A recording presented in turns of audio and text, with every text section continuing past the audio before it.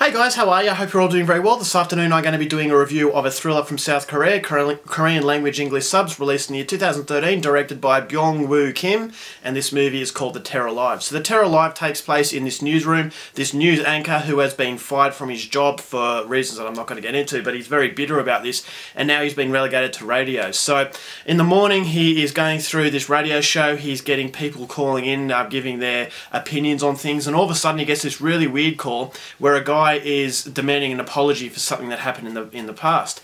So the the guy who's doing the radio show, he dismisses this as just a weird guy, but the guy calls back and he says that he is demanding an apology from this particular person, and if he doesn't get it, he's going to blow up a bridge. And so this radio host dismisses this as just a hoax, and he says, just get out, you're not going to do anything, you know, go ahead, you know, he's basically calling his bluff, he's saying that he's not going to do it. Then all of a sudden, the bridge explodes. So this is ultimately, you know, a sign that he means business, and now this radio host has been held captive because this guy says there are other bombs around, and that they will explode unless he gets what he wants. So it's a race against time, and whether or not this guy can be caught, something you're going to have to find out for yourself, because that's as far as I'm going with my synopsis. Now my thoughts on The Terror Live. This movie has been compared to Phone Booth. It's basically a South Korean version of Phone Booth. Now obviously this movie doesn't take place in a phone booth, but it has the same sort of idea where it's set in one particular room and you're using your imagination a lot. So I can see that. I can see how people would say this is a Korean version of Phone Booth because it uses that same very unique idea. It's basically real time and you're actually seeing it as it's unfolding. So it's a different style of film, and I can appreciate the fact that the director wanted to try something a little bit new. And as far as South Korean films are concerned, this movie doesn't really hold up to the good ones. But having said that, on a film on its own, judging it on its own, compared to a lot of other films, it is fairly decent. I thought it was fairly well entertaining. I just didn't like certain aspects of the film. Now, I will go through the things I did like. I thought the effects were very good. I loved the start of the film where this guy calls up and you think that maybe he is bluffing, then all of a sudden you see the explosion. The explosion was done very well, and I like the fact that the whole film takes place inside this room because there's a sense of claustrophobia.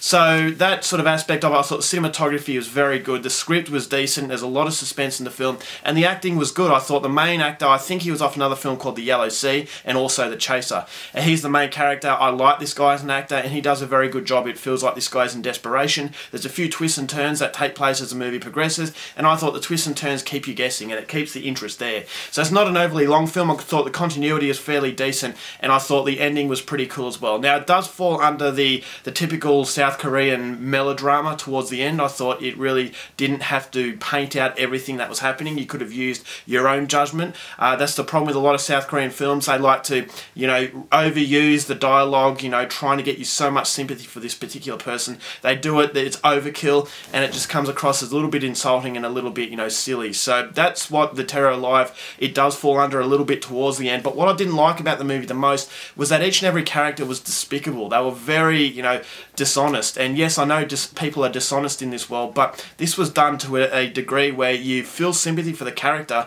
but it's forcing you to feel sympathy for the character by exaggerating how bad the other characters were. So everyone in this guy's life has something to hide, and I just thought, you know, you're overdoing it a little bit too much, and it loses its sense of realism, and it just feels like a movie that's trying to cut corners. It's not trying to build sympathy for this character, it's just thrusting sympathy because all these other people are doing these horrible, horrible things with not a shred of redeemable quality, and they're more like caricatures of evil people, and it doesn't feel like a real world because it's a little bit too aggressive, and it did take me back a little bit, and I just thought to myself, I'm not feeling as much sympathy with this guy because it's overflowing, and that you're not getting a connection with him, you're only liking him because of what other people are doing.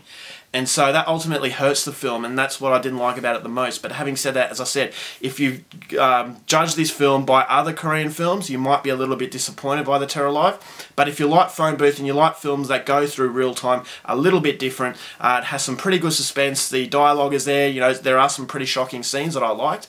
Yeah, it's definitely not a bad film, but it's definitely not up there with films like I Saw the Devil, Tale of Two Sisters, all those supreme South Korean films. Unfortunately, that is setting the benchmark, and a lot of these other Korean films aren't quite going to match it. So definitely the case with The Terror Live. It's not a terrible film, it's not a bad film, and I would recommend it, but just don't have your high hopes for it to be one of the really good South Korean films. So overall, for The Terror Live, going to give it 3 stars. It's still coming recommended. Alright guys, that's my review. Hope you enjoyed it. Till next time, keep watching movies, and I'll see you later. Bye.